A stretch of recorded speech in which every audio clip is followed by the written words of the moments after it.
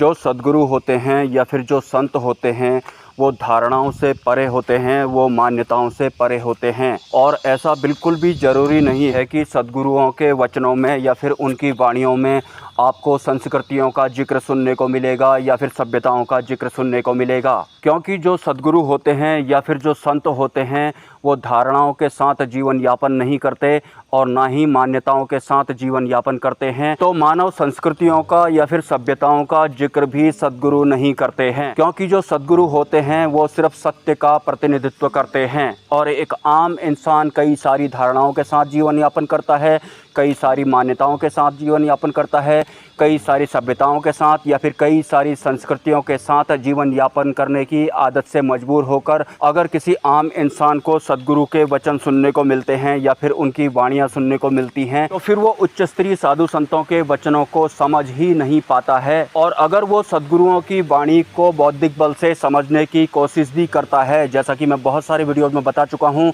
कि हमारा जो ये बौद्धिक बल है ये एक सीमित दर्जे का बल है। तो सद्गुरुओं की भाषा को या फिर उनकी वाणियों को एक आम इंसान अगर अपने बौद्धिक बल से समझने का प्रयत्न करता है तो फिर वो अर्थ का अनर्थ ही बना देता है, और जो भी अर्थ उसकी बौद्धिक बल के हिसाब से उसे समझ में आता है वो उसी अर्थ को सच मान बैठता है और उसी धारणा के साथ जीवन यापन भी करने लगता है। लेकिन वास्तविक सच एक आम इंसान को जो कई सारी धारणाओं के साथ या फिर मान्यताओं के साथ इस फिजिकल वर्ल्ड में सर्वाइव करता है, उन्हें सद्गुरुओं के वचन या फिर वाणियाँ समझ में नहीं आती हैं। क्योंकि जो सद्गुरु होते हैं वो धारणाओं से या फिर मान्यताओं से ऊंचे लेवल के होते हैं, उच्च स्तर के होते हैं। सीधी सी बात है, जो सद्गुरु होते हैं वो सत्य का प्रतिनिधित्व करते हैं, ना कि किसी सभ्यता का या फिर किसी संस्कृति का। लेकिन हमारे इस फिजिकल वर्ल्ड में रमे किसी इंसान को अगर सद्गुरु के वचन सुनने को मिलते हैं तो वो उन्हें बौद्धिक बल से समझने की कोशिश करता है, और जितना भी उसकी बुद्धि समझ पाती है वो उसी धारणा के साथ आगे बढ़ने लगता है और उसे ऐसा लगता है कि उसे सद्गुरु की भाषा समझ में आ गई है।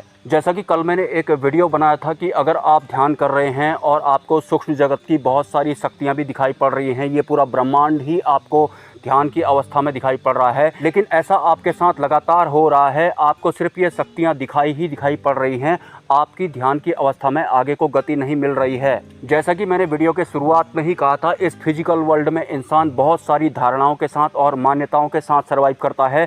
अगर उसे पराजगत की शक्तियाँ दिखाई भी पड़ती हैं तो वो उनसे भी उसी तरह के व्यवहार की उम्मीद करता है जिस तरह का व्यवहार इंसान एक दूसरे से करते हैं। तो जब एक ध्यानी को सूक्ष्म संसार की शक्तियाँ ध्यान की अवस्था में दिखाई पड़ती हैं तो फिर वो उनके हाव भाव पढ़ने की कोशिश करता है, या फिर वो इस कोशिश में रहता है कि शायद ये अपने मुंह से कुछ बोलेंगी, लेकिन ऐसा करने से उसे कुछ भी प्राप्त नहीं होता है। क्योंकि सूक्ष्म संसार की जो शक्तियां हैं अगर आप बौद्धिक बल से उन्हें समझने की कोशिश करेंगे तो वो आपको बिल्कुल भी समझ में नहीं आएंगी, और अगर आपके बौद्धिक बल ने कोई डिसीजन ले लिया या फिर उनके दृश्य का कोई मतलब निकाल लिया तो फिर आप उसी धारणाओं में बंध कर रह जाएंगे। जैसा कि मैंने उस वीडियो में बताया था, कोई भी दृश्य आपको दिखाई पड़ता है उन सभी दृश्यों में 5 पॉइंट होते हैं, लेकिन 2 पॉइंट पर आपको ध्यान केंद्रित करना होता है। वो 2 पॉइंट हर दृश्य में दिखाई जरूर पड़ते हैं। एक बहुत चमकीला सा बिंदु होता है या फिर एक बहुत ज्यादा काले रंग का बिंदु होता है। अगर अंधेरे का दृश्य भी आपको दिखाई पड़ेगा तो वो काला बिंदु आपको फिर भी अलग से ही पहचान में आएगा।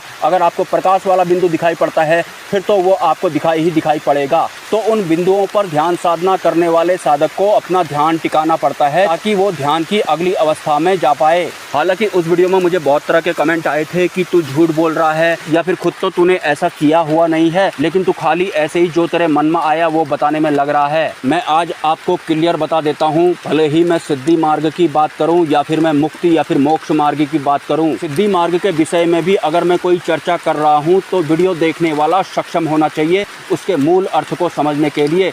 और अगर मैं मोक्ष मार्ग की बात कर रहा हूँ या फिर मैं ध्यान की किसी अवस्था की बात कर रहा हूँ तो जो भी मैं अपने वीडियोज़ में बोलता हूँ उनमें सद्गुरु का हाथ कहीं ना कहीं होता ज़रूर है। तो बहुत तेज़ बारिश आने की वजह से मुझे वीडियो में पॉज मारना पड़ा है। मुझे एक कमेंट आया था, उन्होंने कमेंट किया था कि आप कहाँ पर रहते हैं। वो मुझे रिसीवर बोल रहे थे और वो बोल रहे थे कि अगर आपके स्थान का पता लग जाएगा तो आपके सामने में हमें बहुत सारा ज्ञान प्राप्त करने को मिलेगा। तो देखिए सर, जो संत प्रवृत्ति के होते हैं या फिर जो ऋषि प्रवृत्ति के होते हैं या फिर उच्च स्तरीय साधु संत प्रवृत्ति के होते हैं या फिर सद्गुरुओं की या फिर संतों की वाणियाँ जिनको समझ में आती हैं वो ज़्यादातर एकांत में ही रहते हैं। भले ही उन्हें किसी भी रिस्क से गुजरना पड़ जाए तो कुछ ऐसी ही लाइफ मेरी होती है।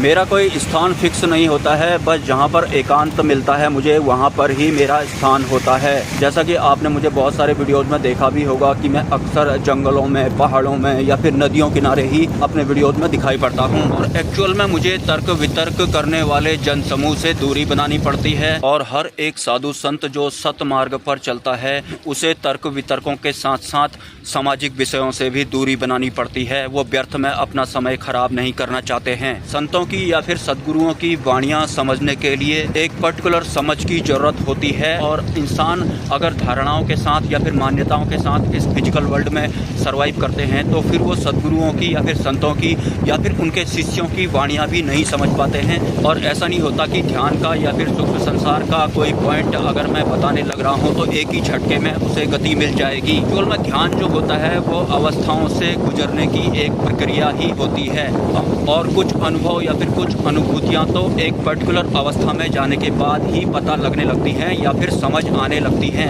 ऐसा नहीं है कि मैं मुंह से बताऊंगा और हर किसी को समझ में आ जाएगा, और हर किसी में भी उस इंसान को तो बिल्कुल समझ में नहीं आएगा जो मान्यताओं के साथ या फिर धारणाओं के साथ इस फिजिकल वर्ल्ड में सर्वाइव करता है। तो अभी मैं इस वीडियो को यहीं पर पॉज कर रहा हूँ। अगर आप इस चैनल को सपोर्ट करना चाहते हैं तो इसी वीडियो के कमेंट सेक्शन में एक UPI ID या फिर कम्युनिटी पोस्ट में एक QR कोड आपको देखने को मिलेगा। स्वेच्छा से आप सपोर्ट कर सकते हैं, कोई ज़बरदस्ती नहीं है।